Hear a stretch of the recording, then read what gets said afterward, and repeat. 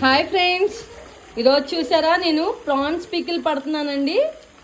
చక్కగా లైవ్లో ప్రాన్స్ తెచ్చి ఇవి నేను ఉడకబెట్టేశానండి. ఇవి వాటర్ వచ్చేదాకా ఉంచేసి అవి తీసేసి ఇలా ఆయిల్లో వేసేసుకున్నాను. ఆయిల్లో బాగా డీప్ ఫ్రై అయ్యాక మనం మసాలాలు కారం అన్నీ వేసుకుని కలుపుకుంటే సూపర్ ఉంటుంది. చికెన్ పచ్చడి లాగానే పట్టుకోవాలి. మీకు అది కూడా చూపిస్తానండి, ఫుల్ వీడియో పెడతాను. Bye friends. ప్రాన్స్ ఫ్రై చేసుకున్నాం ఫ్రెండ్స్, బాగా డీప్ ఫ్రై చేసుకున్నాం. మరీ డీప్ ఫ్రై వద్దు, మరీ కరకరలాడుతూ అనిపించిద్ది.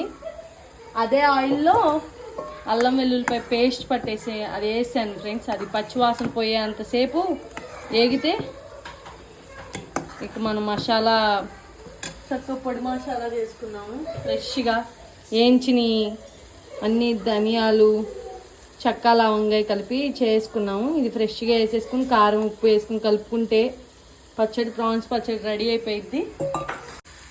ఇదిగోండి ప్రాన్స్ వేస్తున్నాను ఫ్రెండ్స్ ప్రాన్స్ వేస్తున్నాను. చక్కగా వేయించుకున్న ప్రాన్స్ అన్నీ మనం మసాలాలు వేసిన ఆయిల్లో వేసేసుకున్నాను.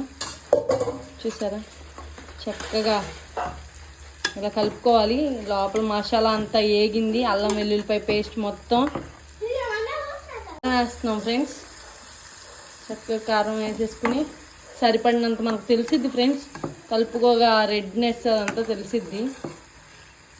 ఎందుకంటే 2 kgs ప్రాన్సే కాబట్టి మనకు ఆటోమేటిక్గా తెలిసిద్ది. 5 kgs ప్రాన్స్ తీసుకుంటే 2 kgs ఇది పప్పు అయింది ఫ్రెండ్స్. పెద్ద రొయ్యి కదా, ఫ్రై అయ్యేపాటికి సైజ్ అయింది.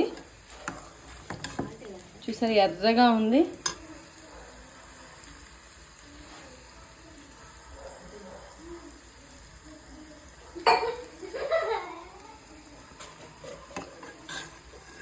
బాగా రెడ్గా ఉంది ఫ్రెండ్స్.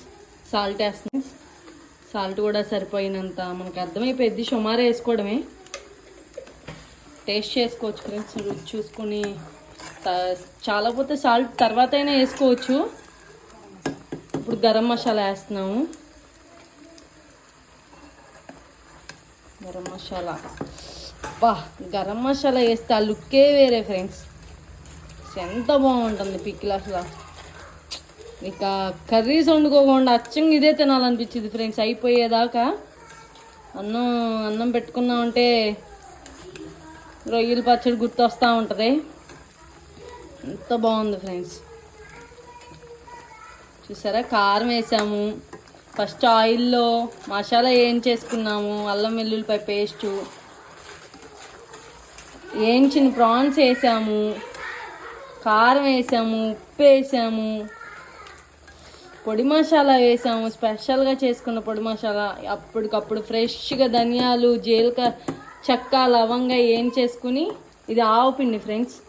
ఆవపిండి మెంతిపిండి కలుపుకుని కొంచెం చాలు.